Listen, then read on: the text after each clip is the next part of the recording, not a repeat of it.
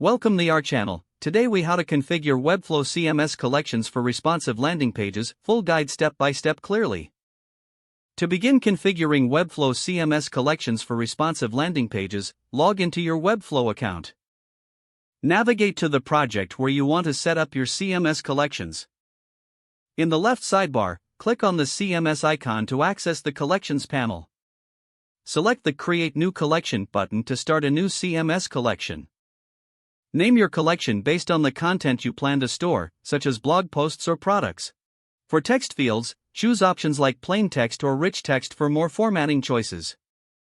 For images, ensure to adjust the image field settings suited for responsive design. Once you finish setting up your fields, click Create Collection to save your new configuration.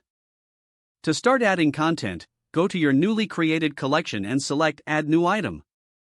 Fill in the details for each item, including. After you add your items, toggle back to the designer view by selecting the designer icon in the left sidebar.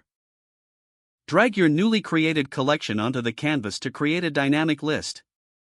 Choose the layout style that works best for your responsive landing page, such as grid or list view. Ensure the elements are styled properly for responsiveness by using the Styles panel. Test your page's responsiveness by resizing your browser window or previewing on different devices. Finally, publish your changes to make the content go live on your landing page. If the page does not load, refresh the browser or try again in a private or incognito window. Make sure you are using the correct email address, then retype it carefully to avoid small typos. If your password is not accepted, use the reset option and create a new strong password you can remember. Check your spam folder for verification or security emails, then complete any requested confirmation steps.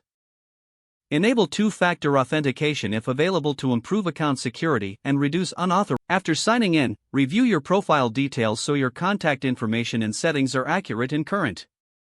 If you see an error message, note it down and try again after restarting your device and internet connection. Log out when you finish, especially on shared devices, to keep your account and payment information secure.